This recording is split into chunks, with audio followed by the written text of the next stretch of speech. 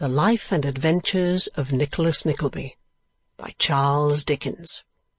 Chapter 39, in which another old friend encounters Smike, very opportunely and to some purpose.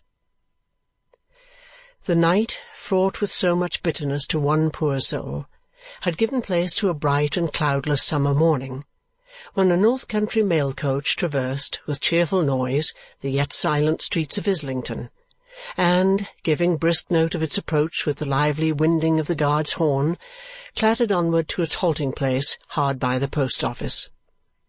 The only outside passenger was a burly, honest-looking countryman on the box, who, with his eyes fixed upon the dome of St. Paul's Cathedral, appeared so wrapped in admiring wonder as to be quite insensible to all the bustle of getting out the bags and parcels, until one of the coach windows being let sharply down, he looked round and encountered a pretty female face, which was just then thrust out.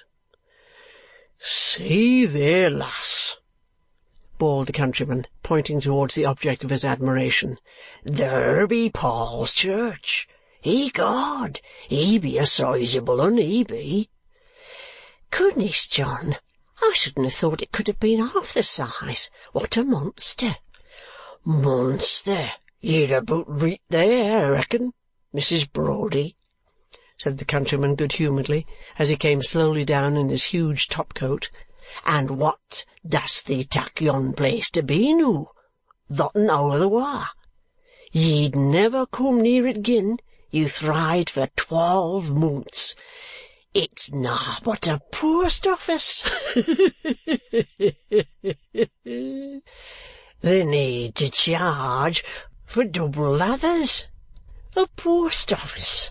What dost thee think o' that? Ecod, if that's only a post office, I'd like to see where the Lord Mayor of London lives." So saying, John Brodie, for he it was, opened the coach door, and tapping Mrs. Brodie, late Miss Price, on the cheek as he looked in, burst into a boisterous fit of laughter. "Well," said John, "dang my buttons if she bean't asleep again." "She's been asleep all night, and was all yesterday, except for a minute or two now and then," replied John Brodie's choice, "and I was very sorry when she woke, for she's been so cross." The subject of these remarks was a slumbering figure, so muffled in shawl and cloak that it would have been a matter of impossibility to guess at its sex but for a brown beaver bonnet and green veil which ornamented the head, and which, having been crushed and flattened for 250 miles in that particular angle of the vehicle from which the lady's snores now proceeded, presented an appearance sufficiently ludicrous to have moved less risible muscles than those of John Brodie's ruddy face. "Hallo!" cried John, twitching one end of the dragged veil. "Come wacken up, will 'ee?" After several burrowings into the old corner and many exclamations of impatience and fatigue, the figure struggled into a sitting posture, and there, under a mass of crumpled beaver and surrounded by a semicircle of blue curl-papers, were the delicate features of Miss Fanny Squeers. "Oh, 'Tilda!" cried Miss Squeers. "How you've been kicking of me through this blessed night!" "Well, I do like that," replied her friend, laughing, "when you have had nearly the whole coach to yourself." "Don't deny it, 'Tilda," said Miss Squeers impressively, "because you have. And it's no use to go attempting to say you haven't. You mightn't have known it in your sleep, 'Tilda, but I haven't closed my eyes for a single wink, and so I think I am to be believed." With which reply Miss Squeers adjusted the bonnet and veil, which nothing but supernatural interference and an utter suspension of nature's laws could have reduced to any shape or form, and evidently flattering herself that it looked uncommonly neat, brushed off the sandwich crumbs and bits of biscuit which had accumulated in her lap, and availing herself of John Brodie's proffered arm, descended from the coach. "Noo," said John, when a hackney coach had been called and the ladies and the luggage hurried in, "gang to the Sarah's Head, mun." "To the where?" cried the coachman. "Look, Mr. Browdie," interrupted Miss Squeers. "The idea! Saracen's Head." "Surely," said John, "I knowed it was summit about Sarah's son's head. Dost thou know that?" "Oh, I know that," replied the coachman gruffly as he banged the door. "'Tilda dear, really," remonstrated Miss Squeers, "we shall be taken for I don't know what." "Let them tak us as they found us," said John Browdie. "We didn't come to London to do nowt but joy oursel, do we?" "I hope not, Mr. Browdie," replied Miss Squeers, looking singularly dismal. "Well, then," said John, "it's no matter. I've only been a married man 4 days, account of poor old feather deeing and putting it off. Here be a wedding party, bride and bridesmaid and the groom, if a mun didn't enjoy himself noo when naughty, eh? Drat it all, that's what I want to know." So in order that he might begin to enjoy himself at once and lose no time, Mr. Browdie gave his wife a hearty kiss, and succeeded in wresting another from Miss Squeers, after a maidenly resistance of scratching and struggling on the part of that young lady, which was not quite over when they reached the Saracen's Head.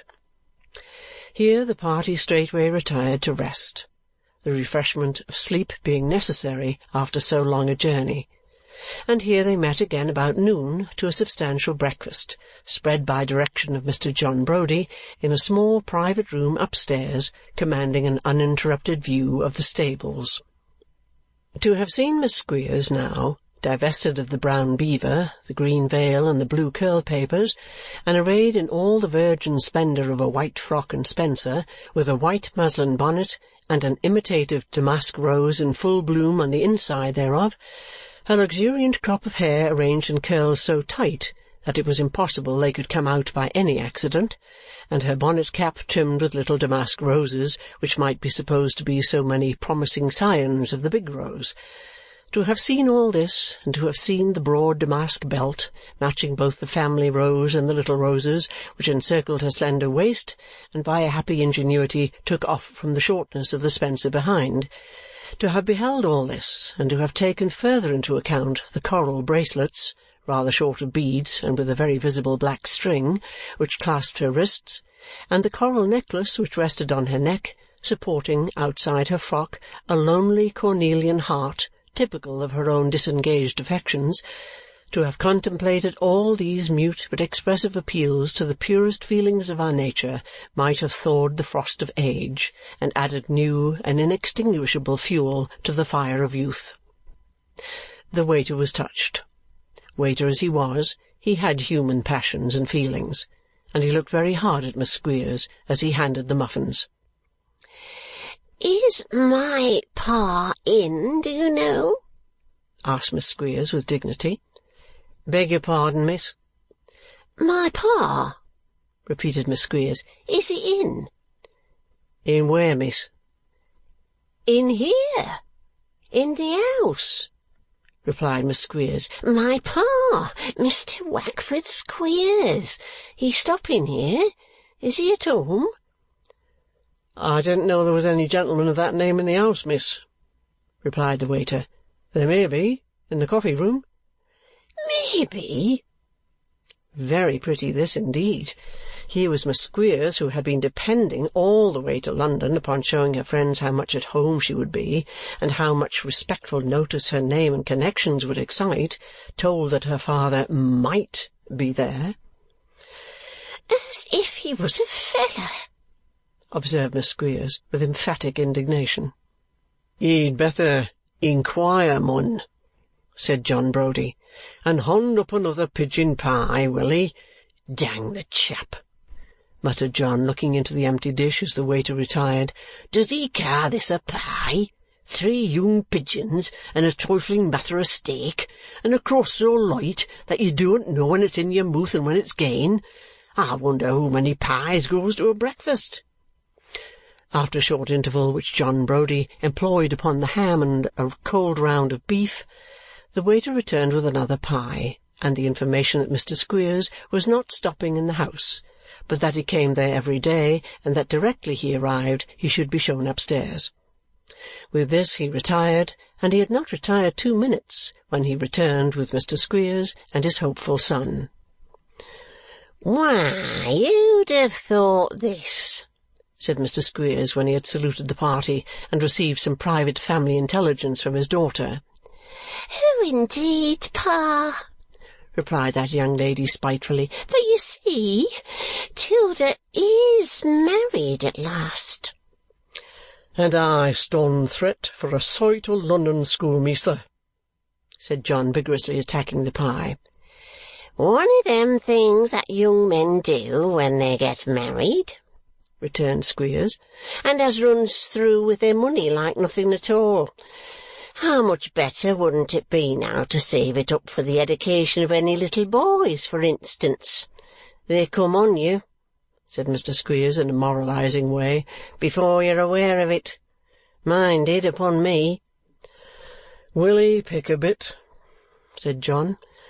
"I won't myself," returned Squeers, "but if you'll just let little Wackford tuck into something fat, I'll be obliged to you. Give it him in his fingers, as the waiter charges it on, and there's a lot of profit on this sort of victuals without that. If you hear the waiter coming, sir, shove it in your pocket and look out of the window, do you hear?"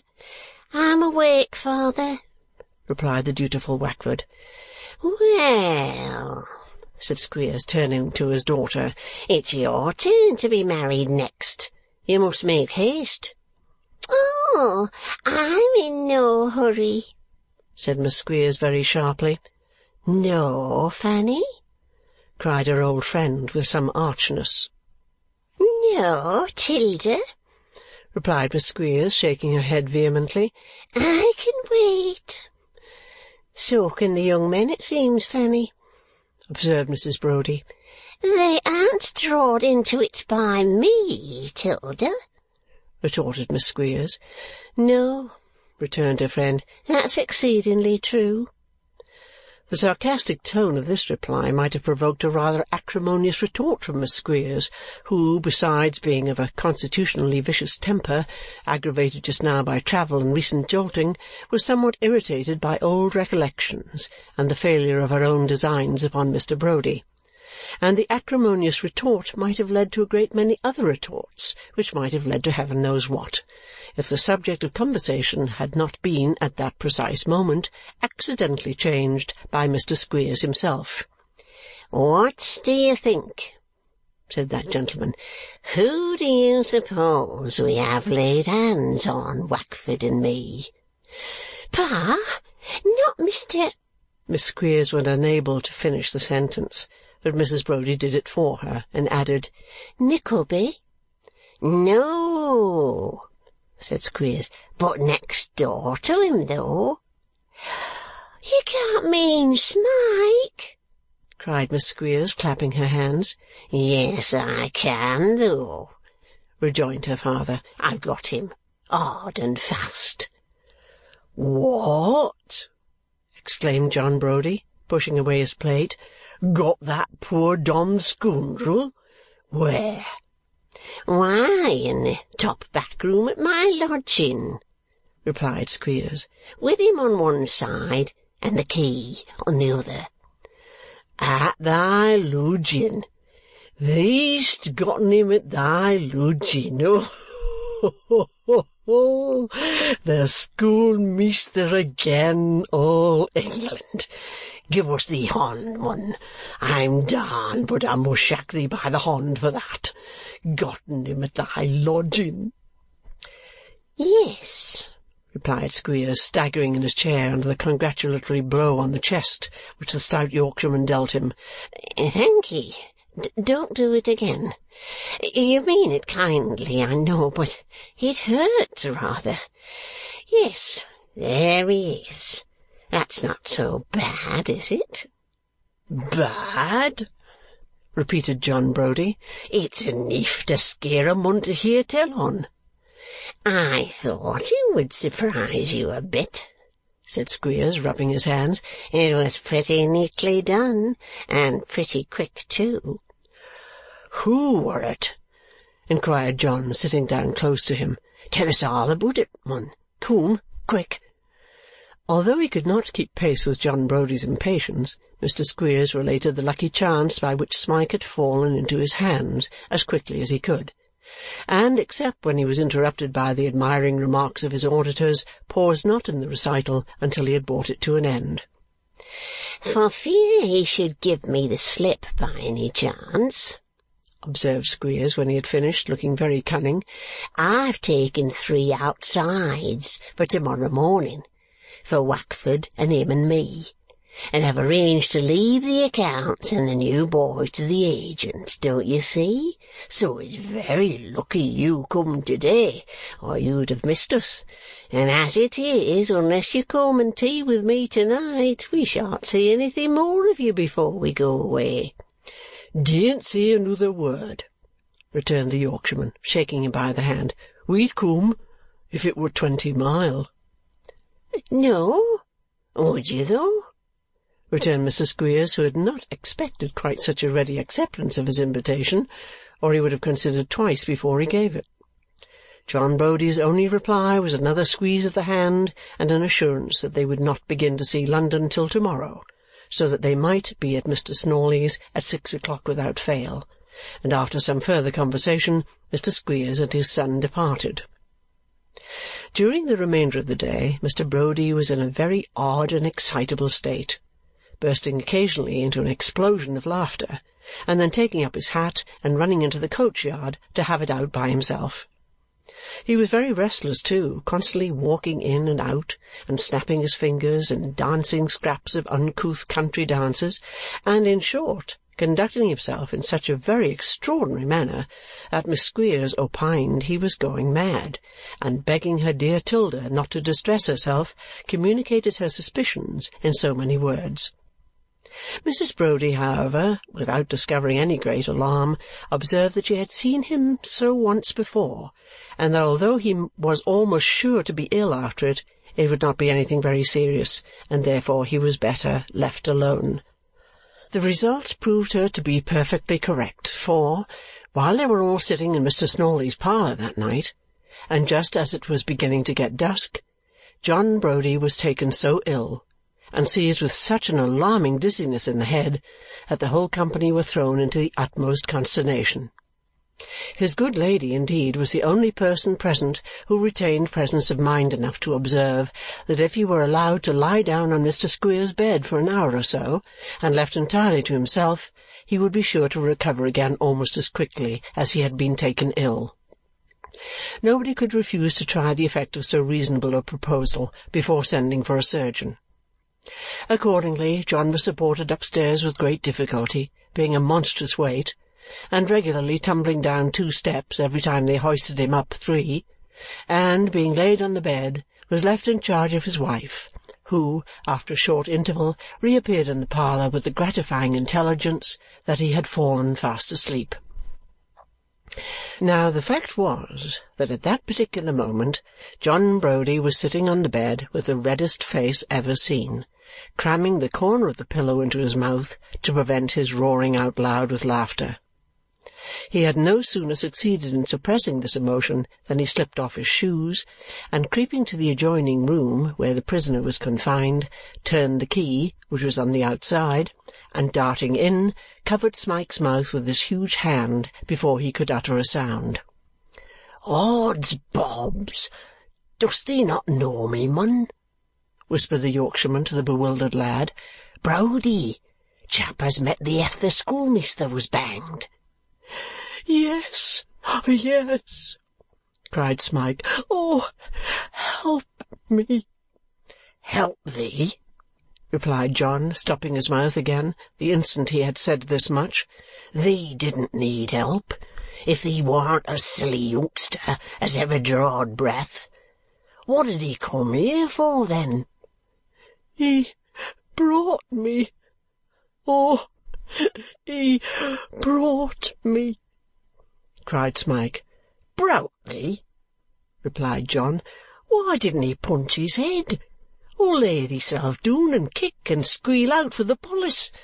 I'd ha' licked a dozen such as him when I was young as thee, but thee be'est a poor broken-doon chap," said John sadly, "and God forgive me for bragging our Jan o' his weakest creatures." Smike opened his mouth to speak, but John Browdie stopped him. "Stand still," said the Yorkshireman, "and don't speak a morsel or talk till I tell 'ee." With this caution, John Browdie shook his head significantly, and drawing a screwdriver from his pocket, took off the box of the lock in a very deliberate and workmanlike manner, and laid it, together with the implement, on the floor. "See thot," said John, "thot be thy doing. Noo, good awa." Smike looked vacantly at him, as if unable to comprehend his meaning. "I say, good awa," repeated John hastily. "Dost thee know where thee livest? Thee dost? Weel, are yon thy clothes or schoolmeasther's?" "Mine," replied Smike, as the Yorkshireman hurried him to the adjoining room and pointed out a pair of shoes and a coat which were lying on a chair. "On wi' 'em," said John, forcing the wrong arm into the wrong sleeve and winding the tails of the coat round the fugitive's neck. "Noo, follow me, and when thee gets outside door, turn to the right, and thee won't see thee pass." But, he'll hear me shut the door," replied Smike, trembling from head to foot. "Then don't shut it at all," retorted John Browdie. "Dang it, thee bean't afeard of schoolmeasther's takken cold, I hope?" "No," said Smike, his teeth chattering in his head, "but he brought me back before, and will again. He will indeed." "He wull, replied John impatiently. "He wean't.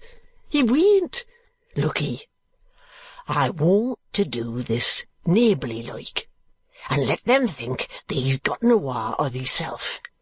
But if he cooms out of that parlour a whiles he clearing off, he mun have mercy on his own bones, for I wean't.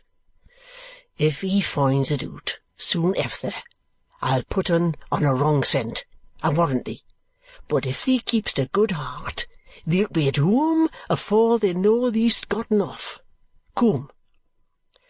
Smike, who comprehended just enough of this to know it was intended as encouragement, prepared to follow with tottering steps, when John whispered in his ear, "Thee'lt just tell young measter that I'm spliced to Tilly Price, and to be heerd on at the Saracen by Luther, and that I bean't jealous of un.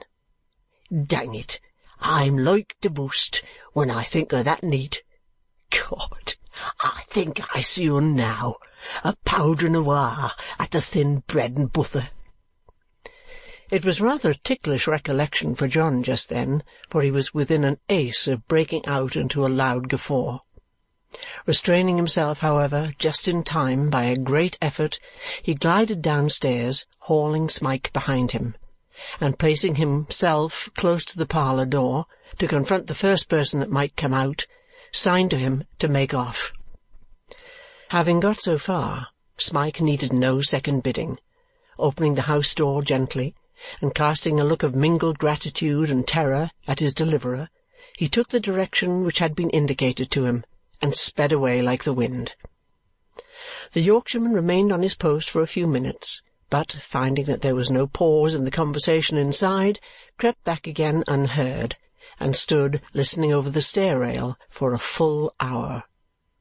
Everything remaining perfectly quiet, he got into Mr. Squeers's bed once more, and drawing the clothes over his head, laughed till he was nearly smothered. If there could only have been somebody by to see how the bedclothes shook, and to see the Yorkshireman's great red face and round head appear above the sheets every now and then like some jovial monster coming to the surface to breathe, and once more dive down convulsed with the laughter which came bursting forth afresh, that somebody would have been scarcely less amused than John Browdie himself. Chapter 39.